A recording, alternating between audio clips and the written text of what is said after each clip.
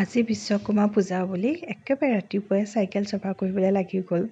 মোক একেবাৰে তত দিয়া নাই, মা চাইকেল চফা কৰোঁ। আৰু চাইকেল চফা কৰি উঠি গা পা ধুই উঠি একেবাৰে ধূপ চুপ জ্বলাই তেতিয়াহে তাৰ শান্তি আৰু ময়ো এইফালে মানুহজনৰ বাইকখনক অকণমান পূজা কৰি দিলোঁ।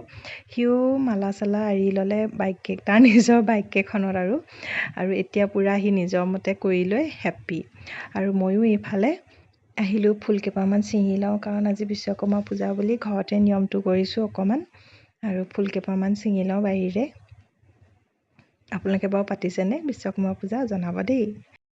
এতিয়া প্ৰসাদখিনি ৰেডি কৰি পেলাই নি ভগৱানৰ ওচৰত আগবঢ়াই দুয়োটাই সেৱা ল'লোঁ আৰু ভগৱানৰ ওচৰত। দেউতাক নাই, দেউতাক অফিচত আছে। আৰু সেয়াই এনেকৈয়ে আৰু বিশ্বকৰ্মা পূজাৰ দিনটো পাৰ কৰিলোঁ। আপোনালোকৰ লগতো শ্বেয়াৰ কৰিলোঁ। কেনেকুৱা পালে জনাব দেই। আজিলৈ আহিছোঁ, পুনৰ লগ পাম, তেতিয়ালৈকে বাই।